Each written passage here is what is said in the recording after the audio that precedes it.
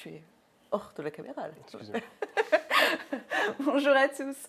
Du coup, bienvenue dans le live démo consacré aujourd'hui à l'impression 3D silicone dans le domaine de la santé. Nous sommes du coup Brice et moi là pour vous présenter comment d'un fichier, d'une image, nous arrivons à imprimer une pièce concrète.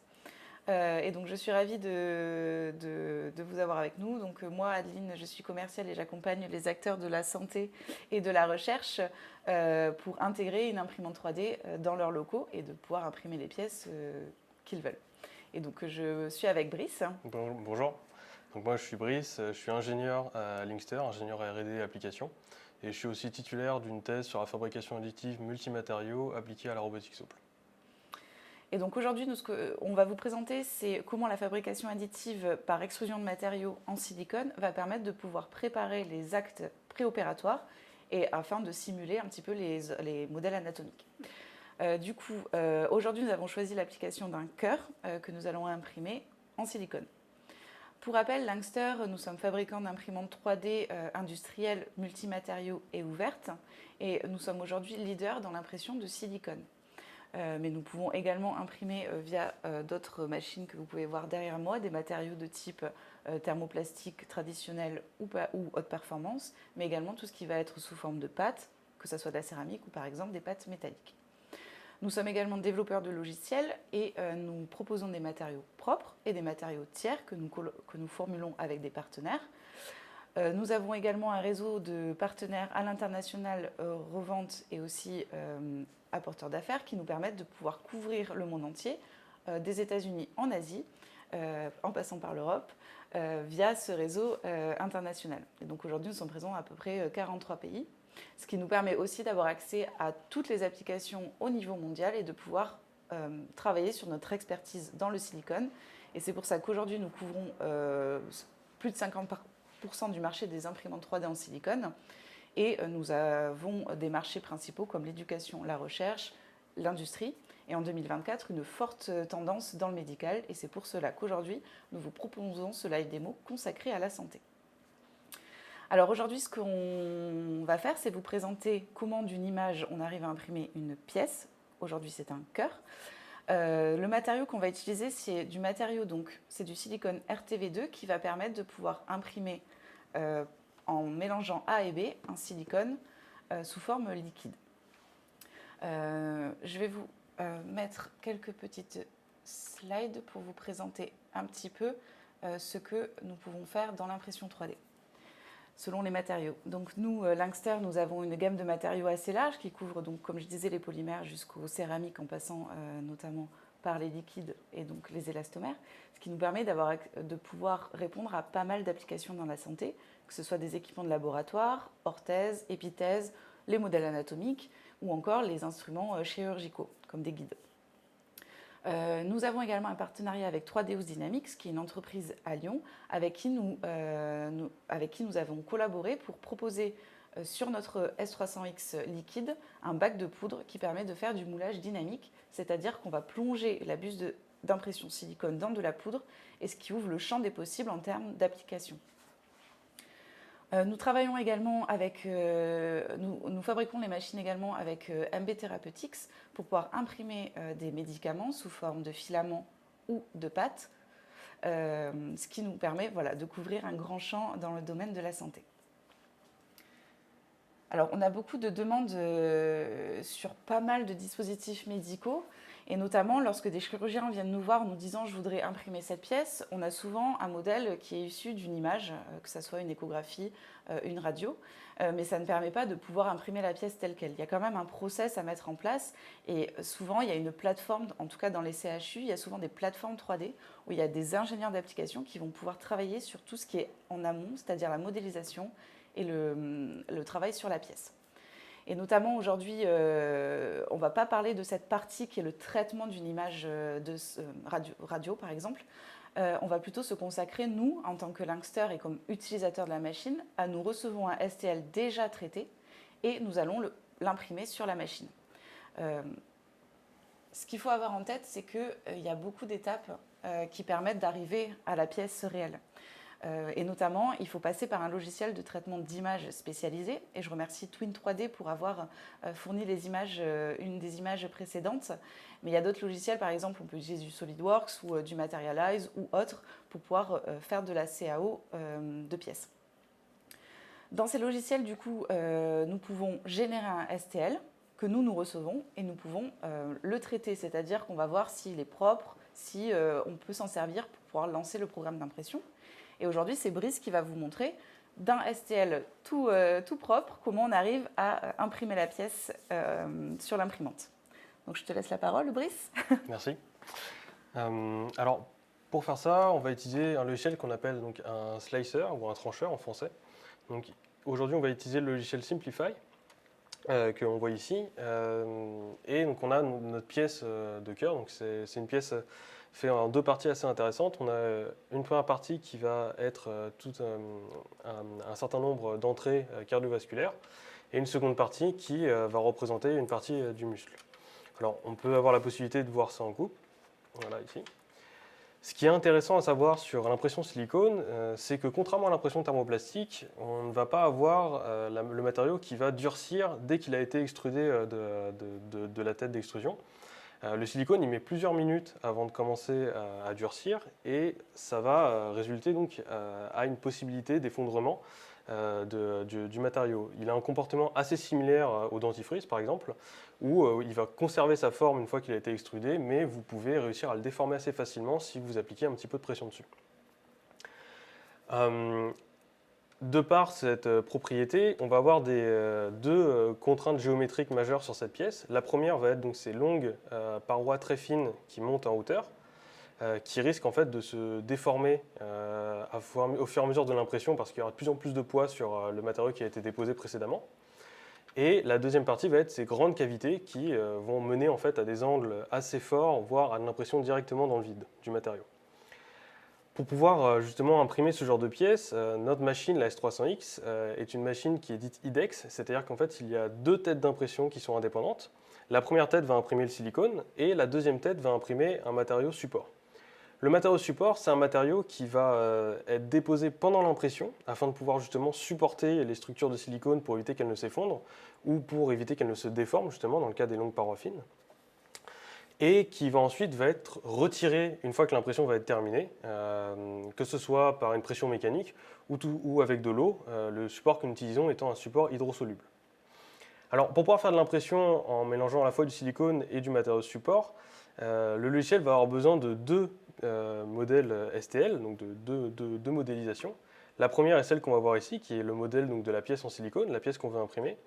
Et la deuxième va être un modèle qui va correspondre à où le support va devoir être déposé. Alors j'ai préparé en amont justement ce modèle ici, ce modèle-là, qu'on va pouvoir déposer.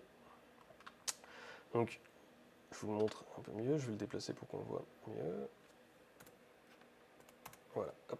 Donc on voit que ce modèle de support a vraiment été designé de manière à pouvoir supporter toutes les parties où on va avoir une impression partiellement dans le vide, comme cet endroit-là, où ici on n'a rien qui normalement supporterait le matériau, l'impression se faisant de bas en haut. Mais aussi on va pouvoir voir à l'intérieur, ici, que le support prend toute la partie de cavité, il est plein, et donc il va pouvoir remplir les cavités pour éviter d'avoir de l'impression dans le vide à l'intérieur des cavités. Donc tout ce qu'on a à faire pour que le logiciel comprenne comment imprimer le support, va être de le positionner de manière à ce qu'il puisse supporter donc, les éléments qui nous intéressent. Donc, on le remet là où il était, ici. Et il va falloir définir dans le logiciel que ce modèle-là est un modèle de type support. Voilà. Alors ici, on a préparé donc, notre pièce. Elle est prête avec la partie silicone et la partie support. Maintenant, ce qu'il va falloir faire, c'est définir ce qu'on appelle un profil d'impression, c'est-à-dire un ensemble de paramètres qui vont définir la manière dont l'imprimante va aller déposer la matière, donc la manière dont l'impression va se passer. Ça peut être en fonction de la hauteur de couche, la vitesse d'impression, la taille de buse, etc. Il y a un certain nombre de paramètres qui vont définir ça. Le matériau qu'on va utiliser, c'est le 1050 créé par notre partenaire Coop Chimie. Ce matériau-là est un matériau que Linkster vend et on fournit en plus du matériau les profils d'impression qui vont permettre d'imprimer ce matériau-là. Alors, pour pouvoir le fournir, on a créé une plateforme qu'on appelle le Hub, le Links Hub, que je vais vous montrer tout de suite. Voilà. Cette plateforme-là a un certain nombre de ressources auxquelles nos clients peuvent accéder. Donc on a les matériaux, les profils pour les matériaux, mais on a aussi un certain nombre de tutoriels qui vont être présents pour pouvoir aider à utiliser la machine et aussi à se former sur l'impression silicone. Alors pour la partie matériaux, on va aller sélectionner donc les silicone RTV2 et on va retrouver ici donc, le profil qui correspond à notre matériau. Alors S300X c'est pour le nom de notre machine. Ligue 21, Ligue 11 correspond aux deux têtes d'impression qu'on a, la Ligue 21 étant pour les bicomposantes pour le silicone et la Ligue 11 pour les matériaux support. Et on a le nom de notre matériau ici, donc c'est le COP 1050, qui est le matériau qu'on va utiliser aujourd'hui. On a juste à imprimer, donc, à télécharger ce profil d'impression et à aller l'intégrer directement dans Simplify. Donc, import printer profil, dans les téléchargements, et on le retrouve ici. Ensuite, on va donc l'intégrer directement dans notre session. Et on va pouvoir voir l'ensemble des paramètres qui vont définir la manière dont notre pièce va s'imprimer. Alors, ces paramètres-là, ils ont été étudiés par Linkster justement pour faire en sorte que le matériau que vous allez utiliser, donc là le COP 1050, puisse s'imprimer le mieux possible dans la grande majorité des cas. Si vous avez besoin, vous avez bien entendu la possibilité de pouvoir modifier ces paramètres afin que ça puisse correspondre aux besoins que vous avez sur le moment. Alors maintenant que nous avons donc notre profil d'impression, nous avons notre pièce. Alors on va juste la positionner au centre du plateau.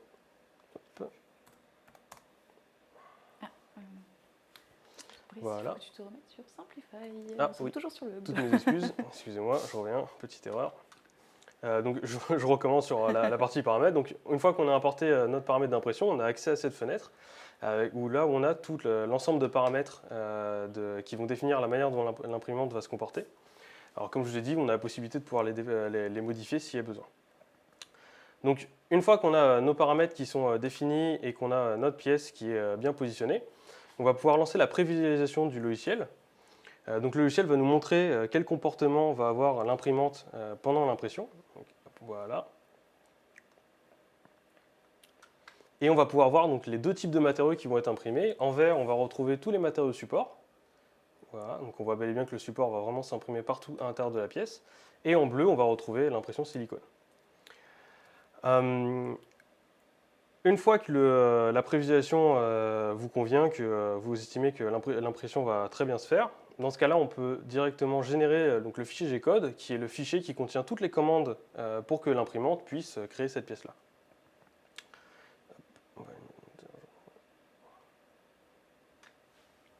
Voilà. La dernière étape maintenant va être de prendre ce fichier G-code et de le déposer directement sur la machine pour pouvoir lancer l'impression. Alors afin de faire ça, on a la possibilité d'accéder à la machine directement depuis notre ordinateur. Alors, je vais le montrer. Voilà. Ici. Une fois qu'on est sur l'interface de la machine, on va pouvoir rentrer dans la partie fichier et ajouter un nouveau fichier. On a juste à glisser notre pièce, je vais la retrouver ici, voilà. On la glisse dessus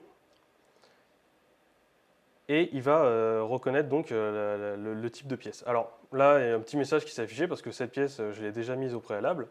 Donc on va pouvoir lancer maintenant cette impression, maintenant qu'elle est directement sur la machine. Donc je vais laisser Adeline vous présenter comment lancer cette impression.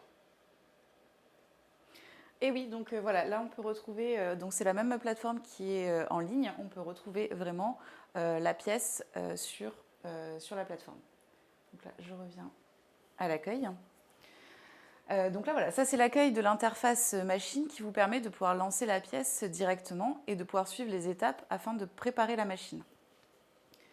Donc ici, par exemple, vous voyez plusieurs options. Donc là, vous avez par exemple le code couleur qui vous permet de voir si la machine est en train d'imprimer, si il faut que vous fassiez quelque chose, donc obligation, et toutes sortes de messages. En tout cas, vous pouvez vous repérer grâce aux couleurs.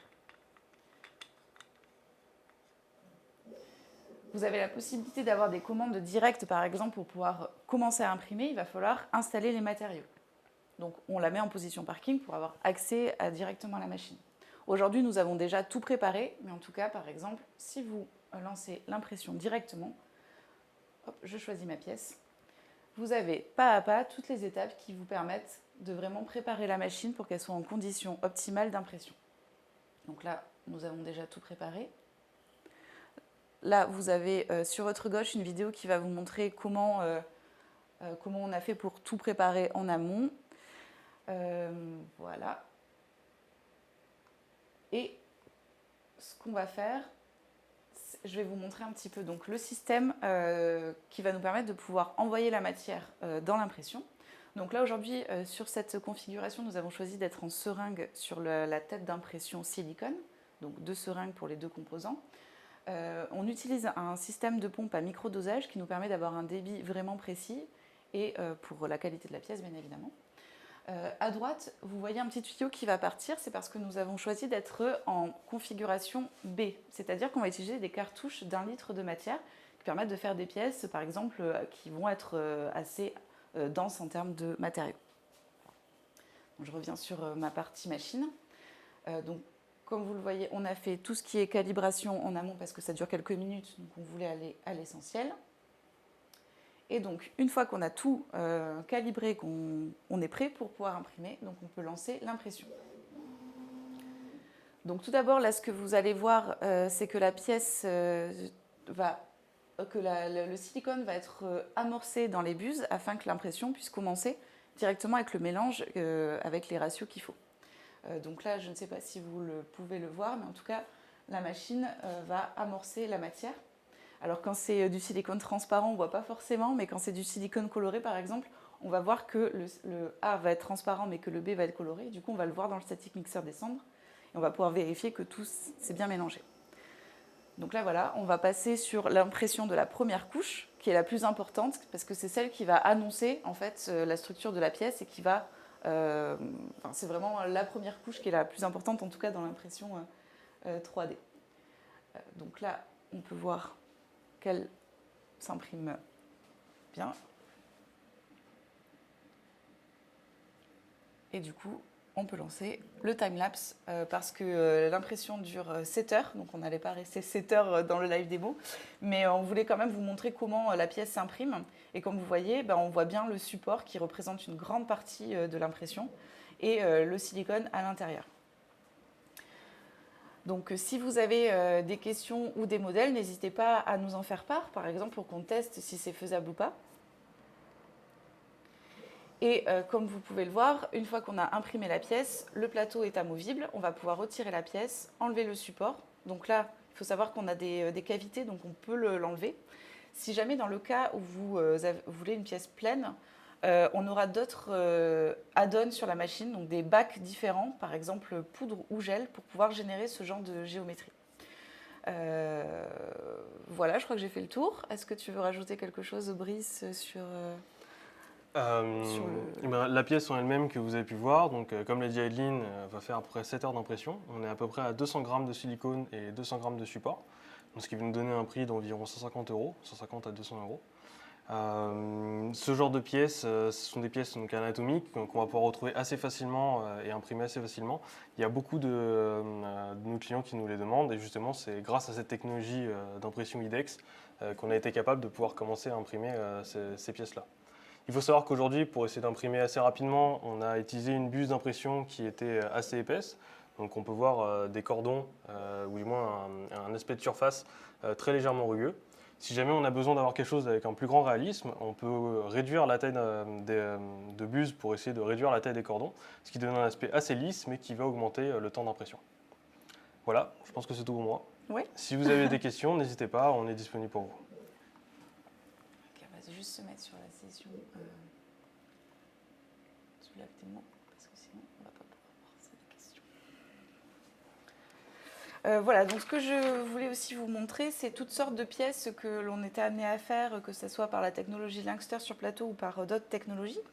Mais en tout cas, voilà, regardez, on a fait par exemple des prothèses mammaires externes, on a fait des simulateurs dans la recherche, vous pouvez retrouver l'article sur notre site internet sur ce simulateur de trachée.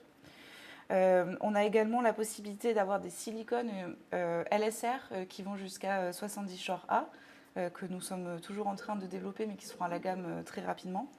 qui vont permettre de pouvoir faire des pièces plus rigides, par exemple des pièces qui vont se resservir pour des cathéters en milieu hospitalier.